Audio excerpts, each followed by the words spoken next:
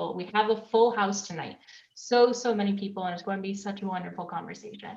But let's just give it a couple more seconds before we begin. As long as we're waiting, you can always grab a quick cup of water. You can sit down, make yourself comfortable, grab a blanket. I don't care. Do whatever you need to do to make sure that you are ready to go, and then we'll start. I still see some numbers coming in, so I'm going to let you guys come in, take breath, and then we'll begin.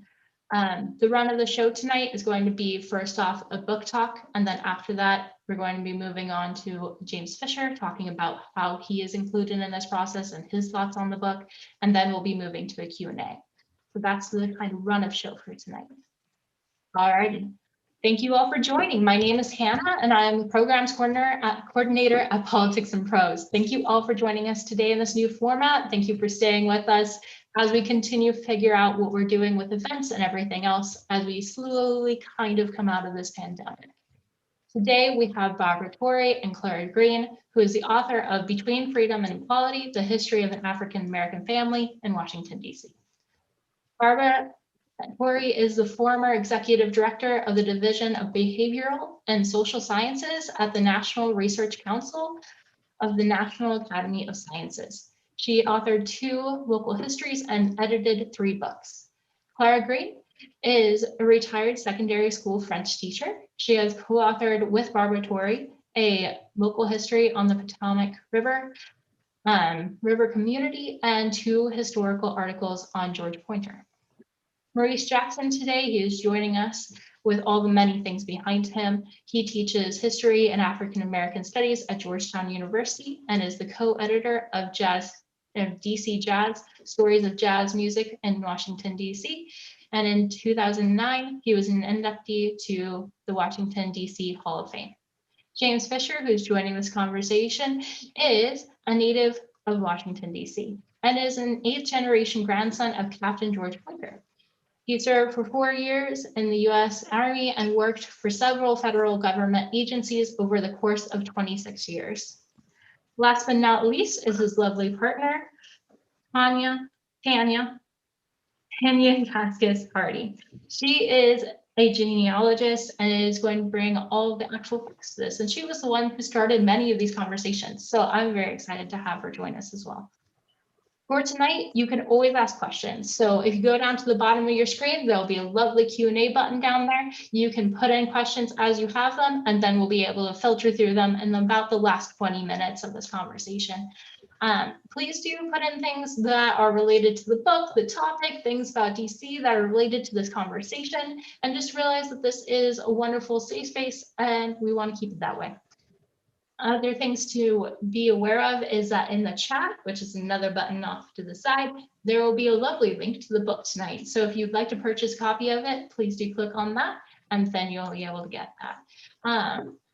Last but not least, I'm going to hand this conversation over. So Barbara and Clara, have a wonderful, wonderful time. I'll be back for the Q&A. Thank you. Let me begin. Everybody asks us the same question about this book. They say, how did you get interested in an 18th century former slave? And then the second question always is, and why did it take you 10 years? And I will answer the first one by saying we were, Clara, Tiggy, and I were finishing a local history when we saw a reference to a letter written by a former slave in the 18th century. And the next time we went to the National Archives to finish our research, we looked up the letter. The letter is an extraordinary letter, 11 pages, handwriting better than either one of us have ever had. And it was it was quite compelling. We have reproduced it in the book so that you can see it both with handwriting and with the transcript itself. Our question was, how come we don't know about this person? He was He worked for 40 years. His letter describes his 40-year career with the Potomac Canal Company, which was started by George Washington and financed by him.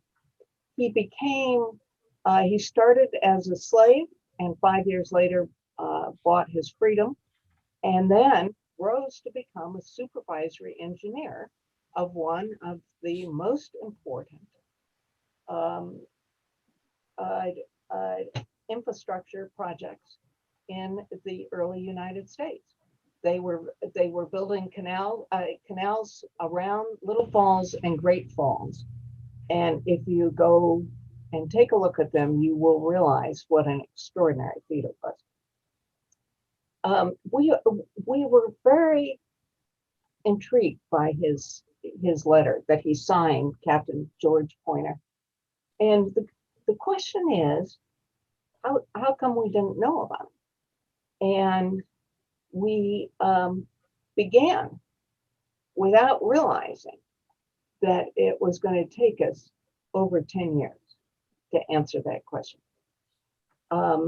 We followed just the tiny threads, historical threads of data. It turned out, however, that we were very lucky. He not only had an extensive history in the files of the Potomac Company itself, so we could verify everything he was saying about himself. There was also future generations. We had more data than most people do when they try something like this. We started this without having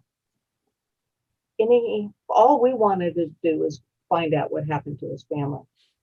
But when we looked backwards, after we had gotten 6 generations documented, we looked back and we could see themes that we could not have seen at the beginning at all. One of the themes, and we talk about this in the book, in the foreword, is that he was, his freedom and the freedom of all of his descendants was remarkably fragile. I don't quite know what our assumption was, but it was more fragile than we would have thought. There were unique sets of laws that governed what he could and could not do. He had to carry a certificate of freedom with him wherever he went, and he did not have one. So that we knew that he was more vulnerable than other people itself.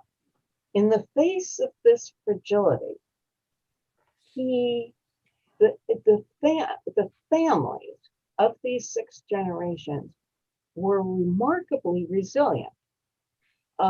We saw Captain George Poynter himself lived in the same place for over 40 years. He and then his son, William Poynter, and they lived in a community that was mixed. You had immigrants, you had whites who were working on the canal, and you had slaves on the plantations above the canal and George Poynter itself. And the second major grouping was George Poynter's granddaughter, who with her husband bought a 2-acre property in Chevy Chase, DC, and there they raised 3 more generations on this farm itself. We did not know where we were going, but Tiggy was on Ancestry.com, and Tanya tapped her on the shoulder. And suddenly we were able to join and found James, who is the 8th generation. Anyway, Tiggy will tell you a little bit more of the details of how we got there and where it ended. Okay. as Barbara said, we found information on 6 generations of Pointer descendants, or Pointer going all the way down. But that discovery of a present day descendant in James was probably our most meaningful discovery. And it really happened through chance at the point where we were looking at a woman who was the great granddaughter of Captain Pointer, and would have been James's great grandmother. At any rate, there's a way of making that connection on via email.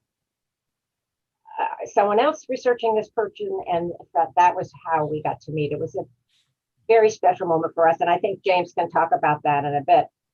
I was going to mention about Barbara talked of the Pointer's granddaughter who bought with her husband land in a 2-acre farm in what is now Chevy Chase. She was raised on the river by her grandparents, by Captain Pointer and his wife. Her mother died early. There's no sign of her. We just know that she was there in the early census. And in the 1850s, when she and her husband bought this land in Chevy Chase, it became a farm and a center for the family. And as Barbara said, there were several generations raised there. It was a real center, and it kept the family together. The name of it we found in several legal documents was Dry Meadows, which is hard to imagine when you think of Chevy Chase now, a farm called Dry Meadows, but that was what it was. And it's really only about a mile away from the Politics and Prose store. The family prospered on the farm, and then of course the Civil War came, and Black men were anxious to fight in the Civil War, but there was great prejudice against that. Finally, when there was more manpower needed, war was not going well, and then the Emancipation Proclamation came, and there was wording in that permitted Black men to be soldiers, and there was a formation. The federal government formed the U.S.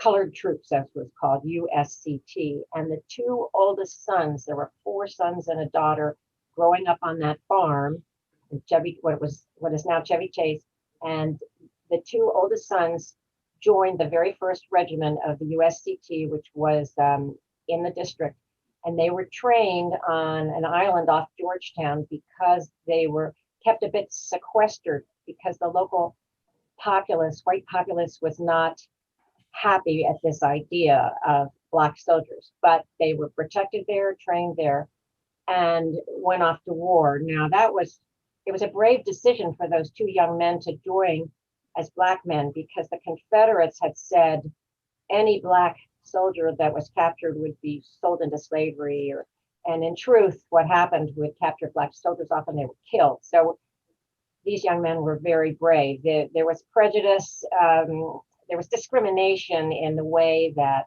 the regiment was run. The men were not paid in the beginning, were not paid the same as white regiments. They had white officers. They could not rise above the rank of sergeant.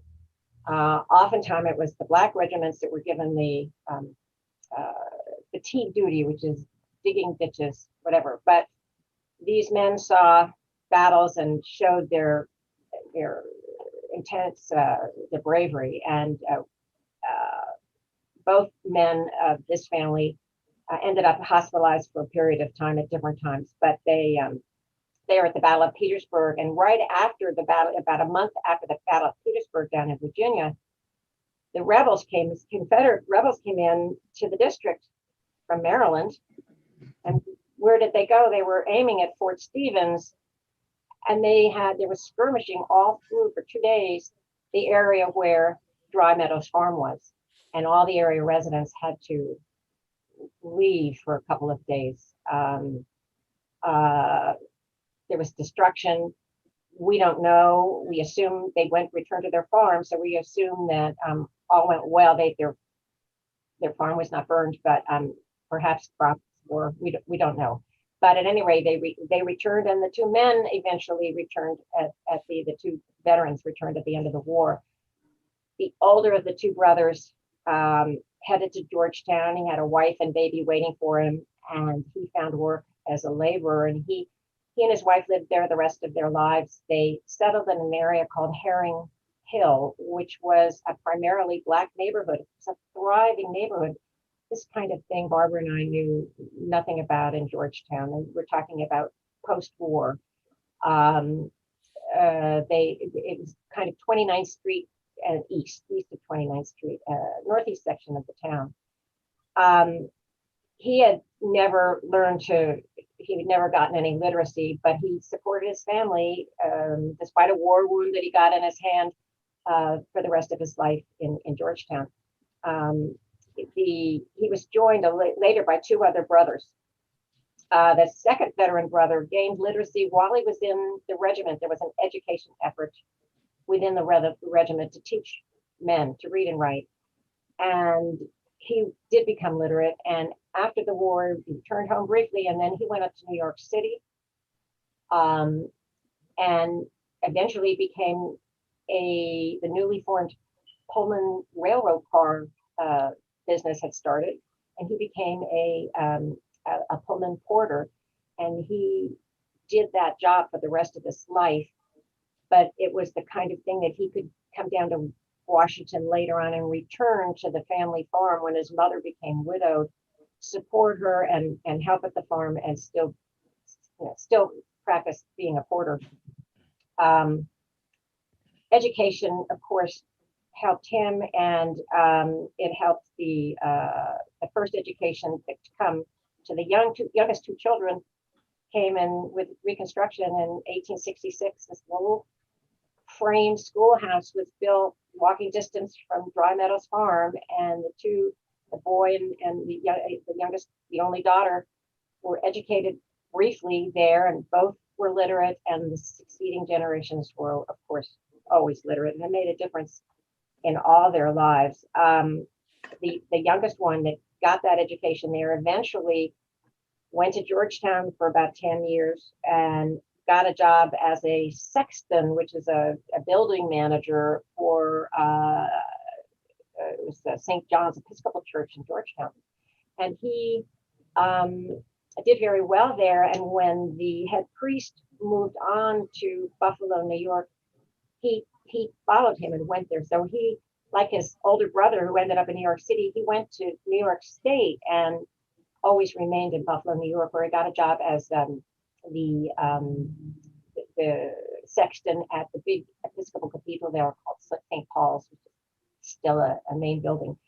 The women were not as affected in the family, and the descendants generally were limited to household work for neighbors, perhaps, but they remained the anchors of the family. And this was true for, of course, the granddaughter never had any education, but she was the anchor for the family. Her daughter's daughter was indeed. By the end of the 19th century, you have the robber barons coming in. There were developers basically coming in to buy up these big farms, big estates, and subdivide the land into small lots to sell as white folks in the city decided they wanted to live out farther, get away from the city. And so these lots were marketed for white people. And eventually there was a need for schools for their children. And the government they needed land. So using the power of eminent domain, which is a government power, to buy land for something like a school, did that, but they targeted, neighborhoods with primarily Black households, so that the people in Black neighborhoods who were targeted lost their homes. They were paid at the market price, but then they couldn't live in the area because when there were houses built and sold, the deeds always contained restrictive racial covenants. So they had to go elsewhere. The Dry Meadows became part of what is now Lafayette Elementary School and Chevy Chase. Their grandchildren had homes in what was called Fort Reno, Tenleytown now, and they lost homes that became Alice Steele Middle School and Wilson High School. So the family was affected by that issue of use of eminent domain. Recently, the district council recognized this appropriation of targeting of African American property in the 20s, and it has renamed the park attached to Lafayette Elementary School and also the new recreation center there. And it is now called Lafayette Pointer Park and Recreation Center. And just this past Saturday, there was a ribbon cutting and a whole ceremony and a celebration of that renaming. Members of the historic Chevy Chase DC community worked very hard to get that renaming happening, and also provided signage for the park, talking about the park's history. The Black residents had been there, and it really showcases this history that until now has been forgotten. So maybe it's time to turn it over. We were there, and of course, James and Tanya were part of that ceremony. And maybe James and Tanya, you can talk about that or whatever. Well, it was a wonderful day on Saturday, I have to say. It as both Barbara and Tiggy have shared, it took 10 plus years for this to come to place, because I started working on James's family genealogy not too long after I met him. And to be able to connect with Barbara and Tiggy in such a way was just a dream come true, because they had moved from the 1800s forward and we were going from present day back. So to be able to get that, I think it was an email to James saying that they had this information, and then to come to meet them and just celebrate over all the information that we both had to share. It was really, really a great thing. I know that the descendants were very happy when we first realized who George Pointer was, and that he was a very special man and someone that they could be very, very, very proud of. They were so very surprised, because they had no idea that Chevy Chase, that area in Chevy Chase, was their home place. They had no information about these persons who lived there. So James and I decided to go to them and say that we need to have a family reunion there. You all need to be able to walk on that land. That was your home place. And we had that come to play in 2015. And that too was a wonderful homecoming type of event, because everybody came together. We had folks coming from across the country. They were excited to see each other, excited to find out that this place was their home place, but also a little sad to realize that this isn't some place that they can just stay with, that they can come and visit, but this home was taken for them. James, why don't you talk a little bit about how you were feeling about going to the park after realizing that that was the home place that you all lost? First, let me just say that I was very, very skeptical of finding going beyond 3 generations of family when Tanya began my family tree. So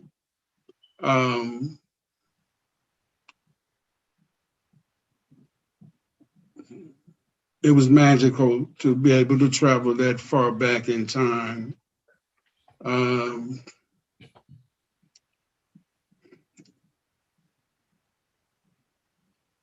I remained, my feelings were mixed. First, I'm grateful that I'm able to trace my family that far back. I'm very proud of my ancestral family and what they accomplished. And once I did find out what they accomplished, what became the drooling task was to have them recognized for what they accomplished. And running into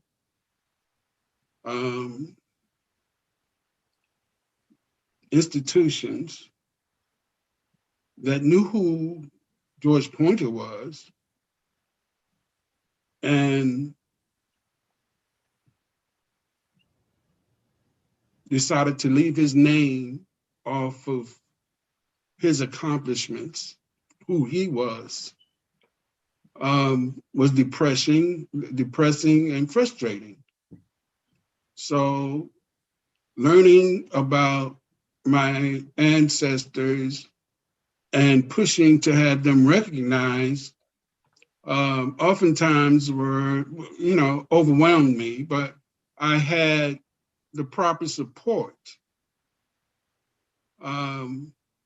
Taking a walk in the park,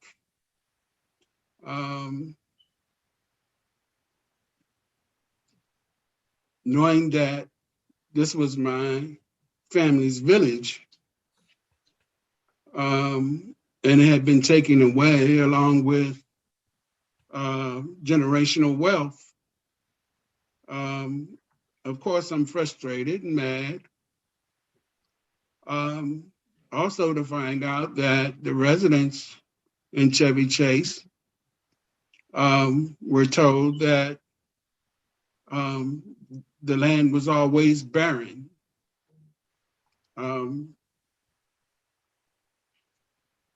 Frustration. So to have the park, my ancestors' name added to the park is a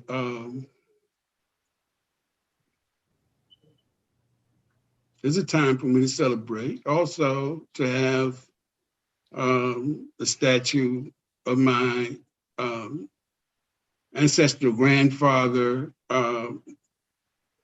now with his name on it and some of his accomplishments now at the Great Falls Community Center is accomplishment. But oftentimes I ask the question, why? Why do they know who these people are, that these Black Africans are, and still refuse to acknowledge them? So it's very frustrating.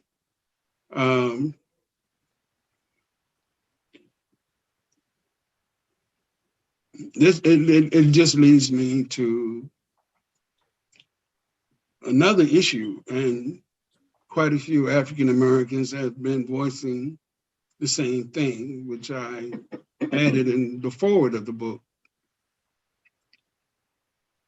Why is it the refusal to put the true African American history in books and taught in the public school system? This book, it gives an example of mostly freed Blacks.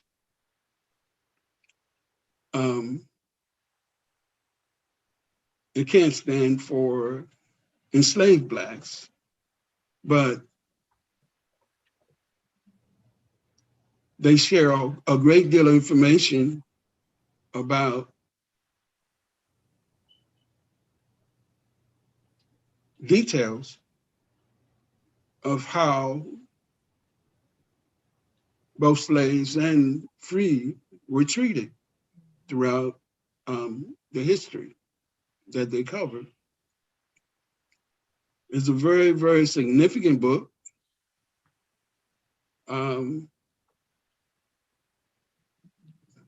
I wasn't prepared to go back to cotton fields.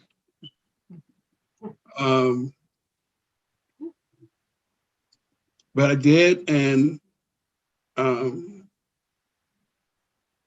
glad I did. And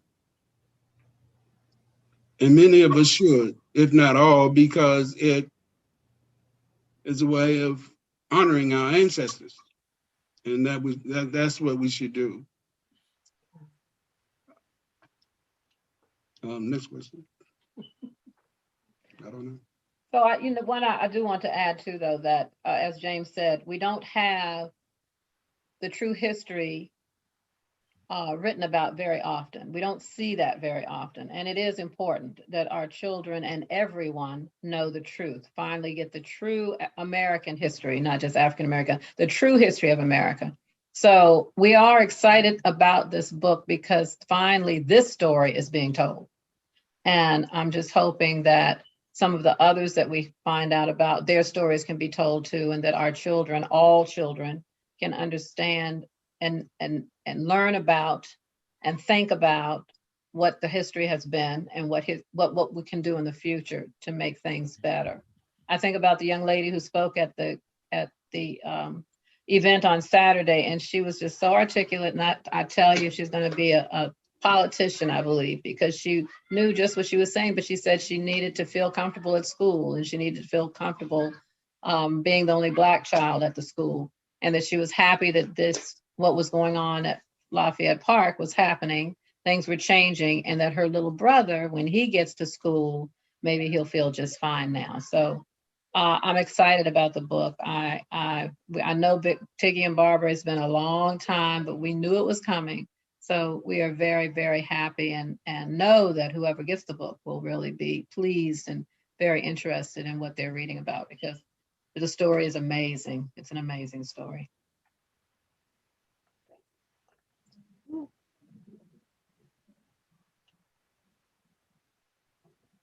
I guess we're open for questions. All right. Hello. Really quick before we head off to the exact Q&A, which is at the bottom of the screen once again. So you guys can just put in your questions, whatever they may be, just relate them to the conversation. The chat was going for a little bit. I'm going to turn it off now just so that we can move it all into one direct section. But there were a couple different questions that came in through there. I think that a couple of them were answered throughout the event though. So I'll go through it in a moment. But Maurice, do you have any questions after listening to the presentation that we've had so far? Well, thank you, Anna, and it was a pleasure for me to work with the authors on this fine book. You know, for me, books are important when they ask questions and when they fundamentally try to answer those questions. Today is Juneteenth, or tomorrow, and as we celebrate the freedom of African Americans, it's a lesson there. But you must also celebrate or understand the struggles that led to that freedom. You know, so it's not just a day to have a ceremony or anything like that, but to reflect. And this book offers us the chance to reflect. You know, as I was listening to the author speak, I reflected. You know, if anybody has a chance to read John Thompson's book, I Came as a Shadow, he talks about going to Chevy Chase Circuit near Lafayette and not being able to play ball. He was one of the greatest men to come out of Washington, D.C. and couldn't play basketball. He could play it, but of course he couldn't play at Lafayette. He writes about it right there, right about the book. I have two kids. I live in DC. I slept in line to take my kids to school in a lottery when you had to do that. I had three slots. Number one, Lafayette. Number two, Eden. Number three, Oyster. I went to Lafayette to claim my seat for my daughter. And the principal said, "Oh, I'm sorry, Mr. Jackson. We don't have much pepper over here."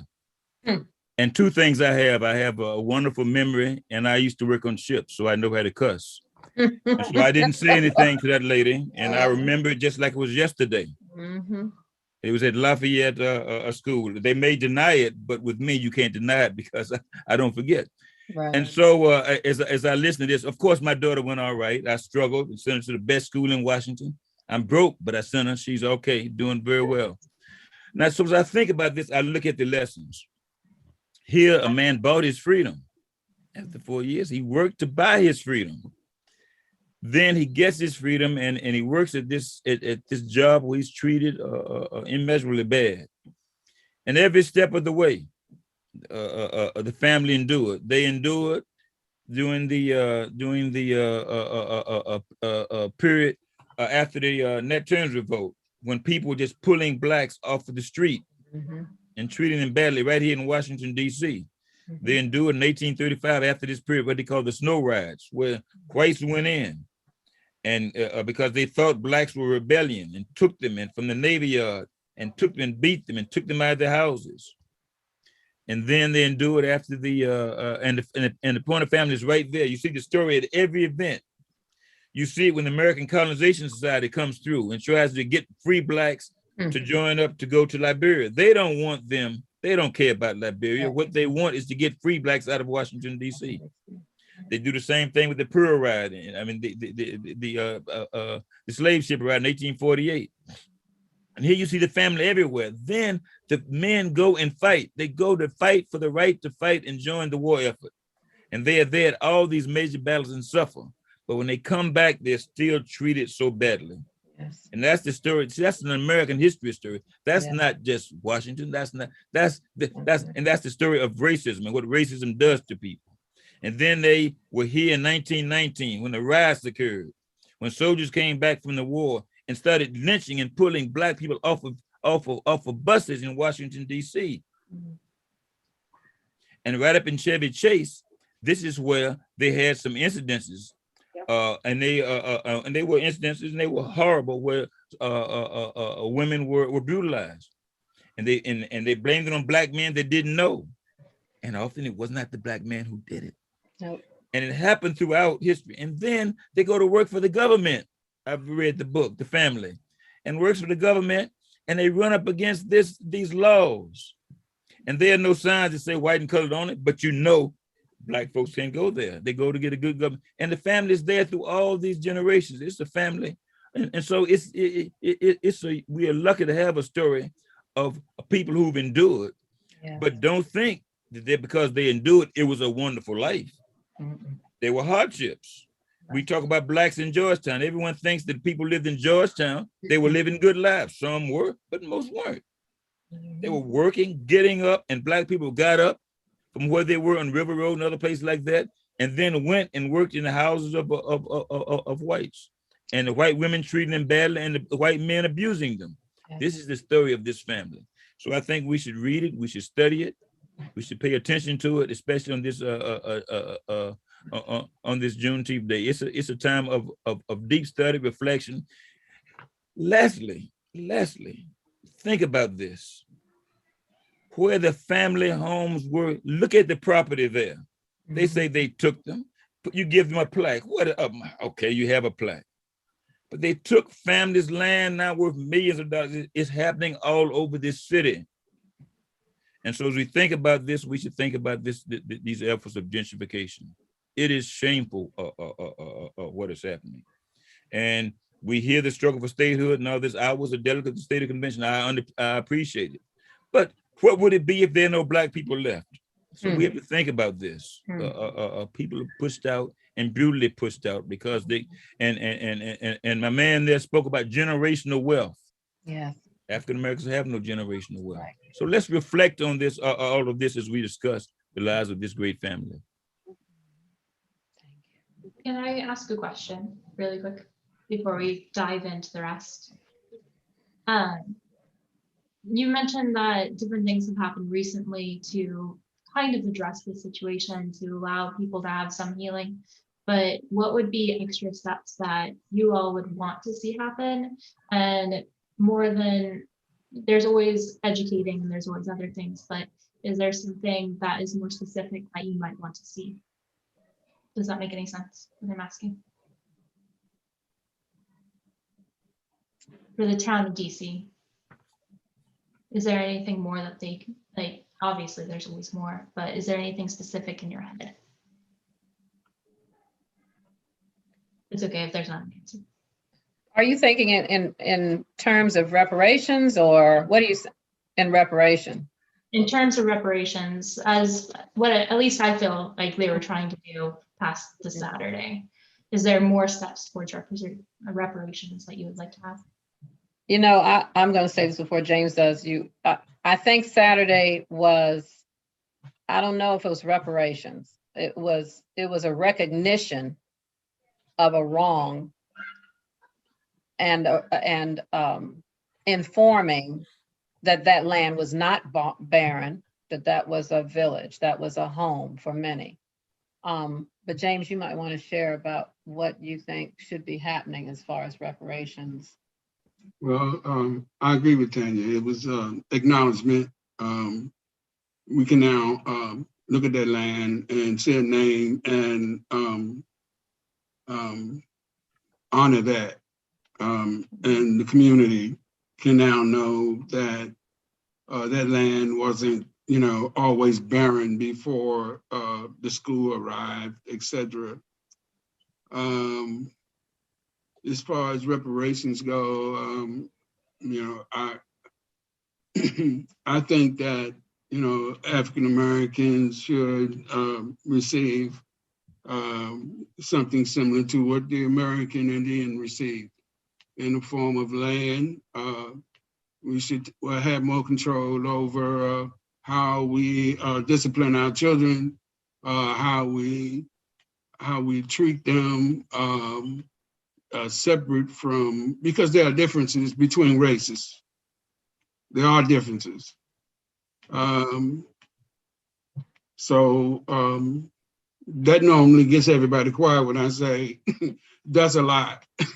It's asking for too much, but that's what I see in the form of reparations. We should be giving our land, and if Black Americans decided that's where they want to live, they can. It's an option. It should be a country within this country called, African America. So I don't see anything less. It should be supported. We should have a dock so we can import and export items. I don't see anything, less than that being a full restitution for what occurred to, with my ancestors and what occurred to me. I felt racism at the tender age of 6 years old. It was a weight that I carried, and I couldn't find out any history. I couldn't find out, well, how this happened. You had to, over the course of a lifetime, you had to pull pieces. You have to excavate to find out what the truth was about how we as Black people became the sole meaning of slavery or slave. So there you have it. Thank you. Okay, so there are some other questions that have rolled in the meantime. So we'll move to those. Faith would like to ask you, how could you talk more about losing Dry Meadows affecting the Pointer family? So what were the repercussions in that way, more than the reparations that you're wanting now, but how did it affect in the in-between time between you and the earlier generations? How did the taking of the land affect the family? Well, one of the reasons that I wanted to learn about my family tree was the separation of family. I wanted to know if we were ever unified, loving family, an extended family. And the taking of the land was the beginning of the destruction. It was the destruction of my family.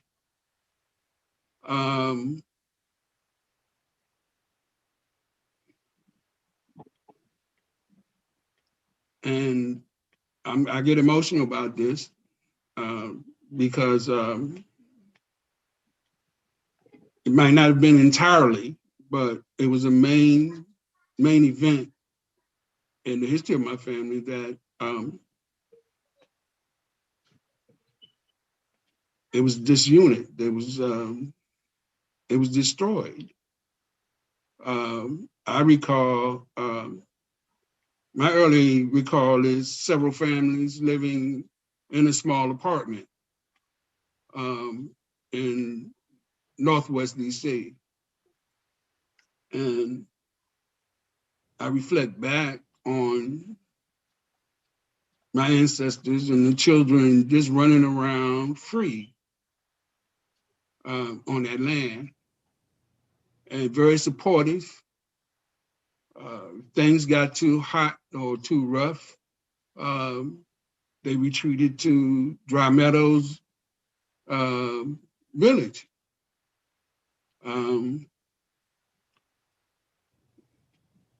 So yes, I get that the reason why my family and probably many others are destroyed to have to relocate after 80 years. After 80 years of building a thriving, sustainable community of other, with other African Americans that were living there. They watched, they looked out for themselves. They provided insurance just in case, someone couldn't work. They covered them. They had a whole lot of things that safeguards to keep them moving forward and surviving, not only surviving, but thriving.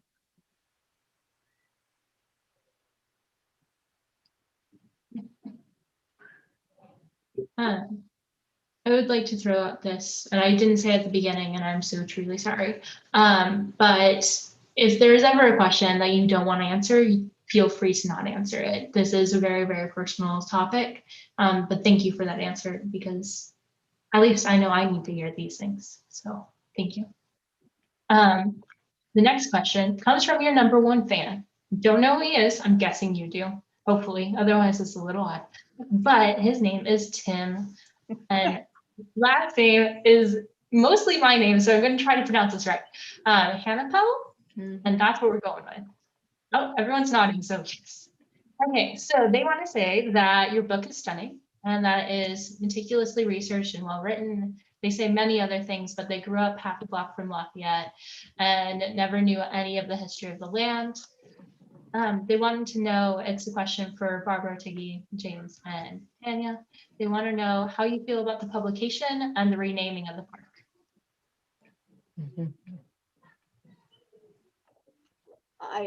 I'm delighted to see the book out, and so are our husbands, let me say. After 10 years, it's been a long trip, and I need to say that Georgetown has been an extraordinary publisher on this. I mean, Tiggy and I were not your normal historians. We weren't historians at all. But we had done the research, and we knew we had. And Georgetown took a look at it and said, well, we will publish this. So we're feeling good to have it out, and we're delighted to have Maurice and James's forwards, my gosh, to the book. We're hoping that what the book will do is model what other people, researchers, graduate students, should be doing with their own, either with their own families going back, like Tanya was doing, or picking somebody in the past and following them forward. We need many more incidences of cases like this to begin to fill in all of these blanks in American history.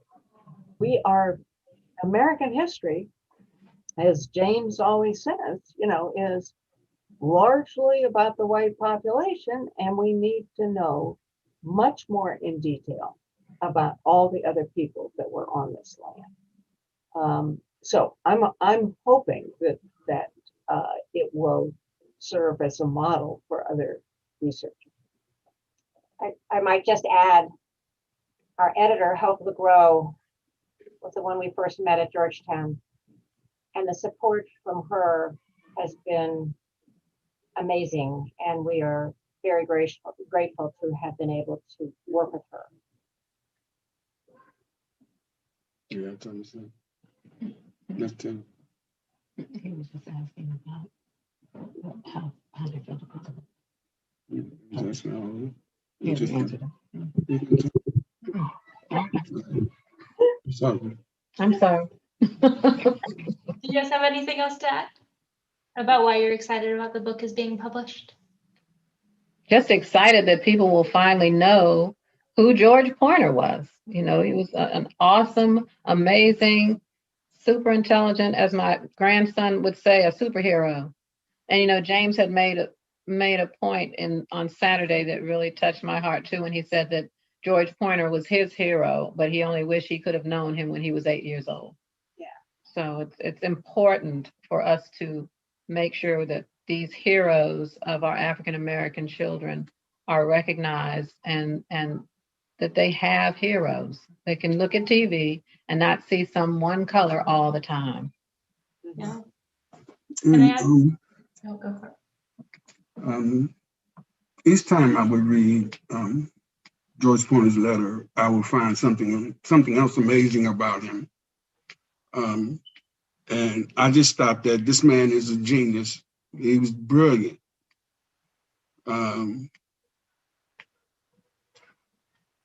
Regarding, and I'm glad, of course, is a legacy that, you know, I can leave the family, we can leave the family.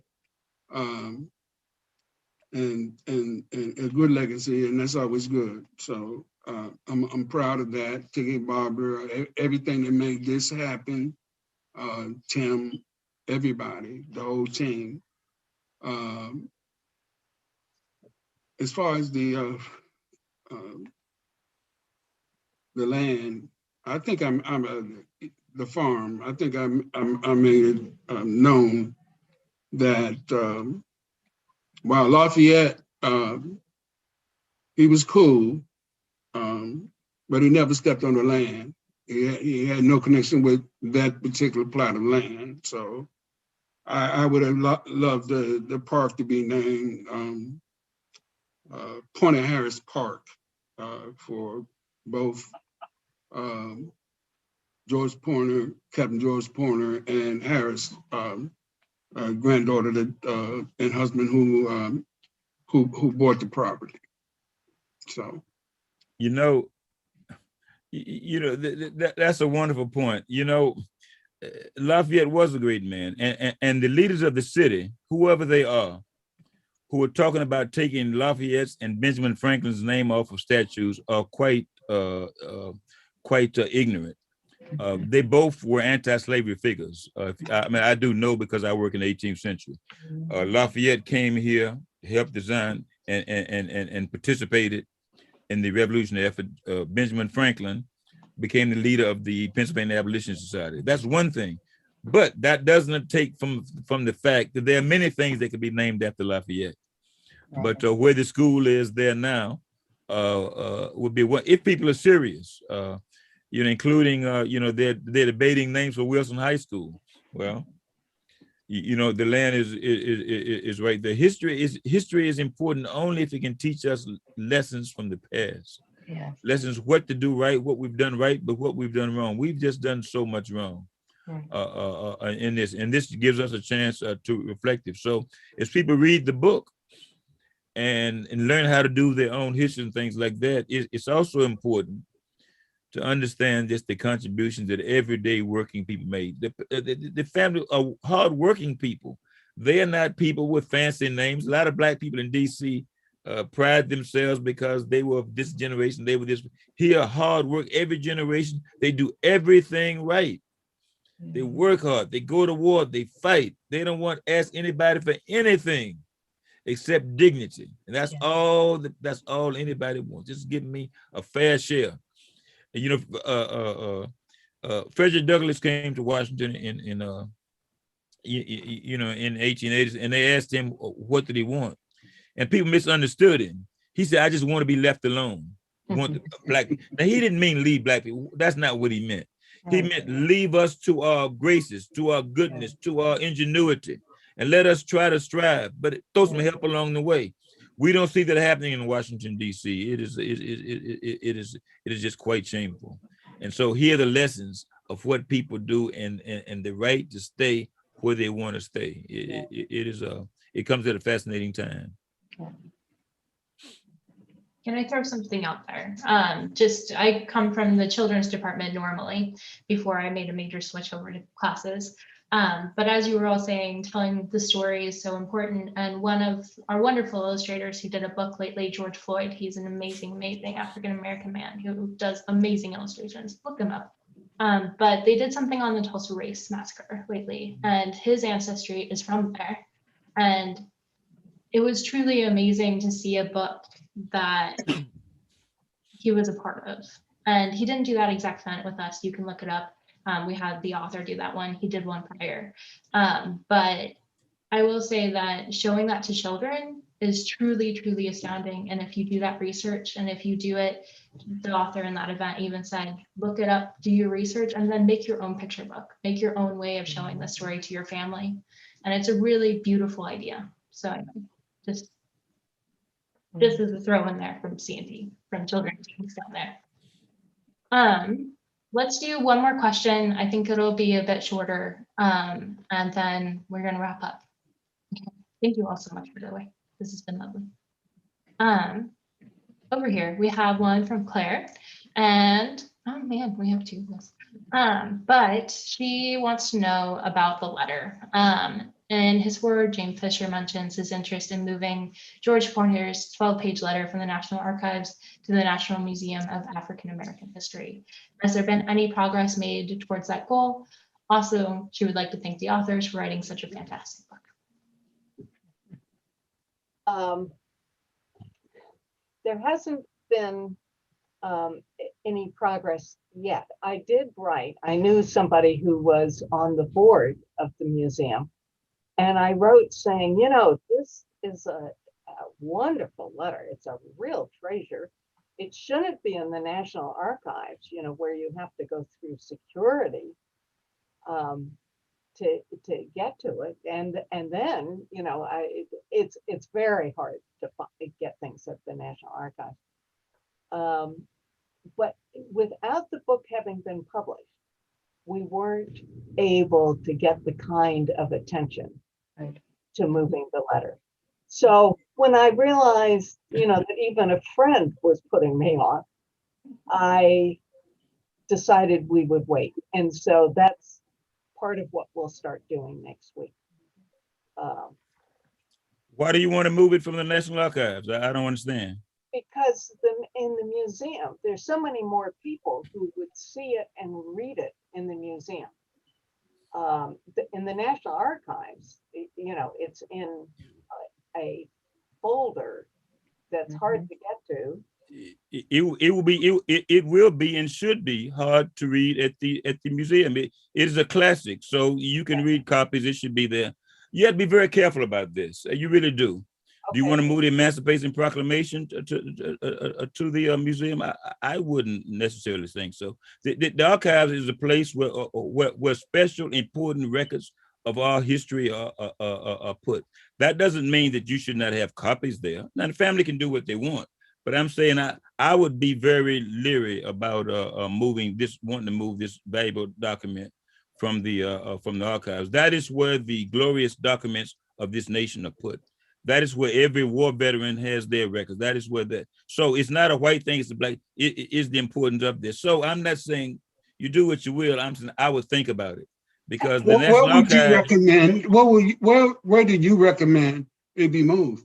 I wouldn't recommend it moving. I think the National Archives is where the great documents of this country go. And by it being there, this is a great now you can make a copy and you can put other things there. You have the book. It doesn't mean that people, but when people go to any library, you don't want everybody, except research, you can read the letter, you can make copies, but I go to libraries all the time and I go and read, but one is very careful with those things. One wears white gloves, one doesn't write on them. You know, it's not a comic book. This is a document of our nation's history. and it must be preserved. And so now it's not difficult to get the letter because you ladies have the letter. It's in copies. I read documents I spend many time you put them on microphone, you save them. But the National Archives is a special place for special documents. Do as you will. I would think twice as a historian of the 17th and 18th century. I would think very, very, that said, I have given the museum, the African American Museum, many, many documents, very rare documents that they go there and they take very good care of them. It's not them. I'm initial sponsor to it. I can't tell you the documents I've given them, hundreds of very rare documents, but they can be replaced. This cannot be replaced. That's true. So what you're saying is the African Museum might be a recommendation as to where it should go? Now, I don't want to take much time. It's in the National Archives, right? As I understand it. It's in the archives out in Hyattsville. Well, do you know all the records of Civil War, all the Freedmen's Bureaus, everything is in the archives out there at College Park and other places like that. Right. So that's not unusual to have documents in places like that. But you want them to preserve. You don't want them it's not an everyday handling of things. When you go into the National Museum of African American History, you see Harriet Tubman's Bible. Right. I'm sorry, Nat Turner's Bible, but you shouldn't touch it. No. No. No. You see her scarf, you shouldn't touch it. But if you put the document there, you can't read it because you just have to put it up. So I would just say, just think about it. It's precious, but it is so precious that it has to be preserved. Absolutely. No, I think as always, conversations like these have to happen, but they're always too complicated to ever figure out in 5 minutes. So I am unfortunately going to call this to a close. Thank you all so much for joining us today. Thank you for telling your story. James, thank you for being here. Grace, and thank you, Barbara and Claire, for telling us all about your writing process and all the research you did over 10 years. It's been lovely. On a side, once again, the book is in the chat. Do click on that. Do get your own copy of it. It is going to be lovely. There are other events on our calendar. I have to think about this. Once again, I used to be kids, so now I have to think of the adult things. On the adults events, they'll all be on the calendar on our homepage, so you guys can always click on that, see what's coming up in the future. Some events will be like this, others will be a bit different. See what you want to join. Thank you all for joining and have a lovely, lovely night.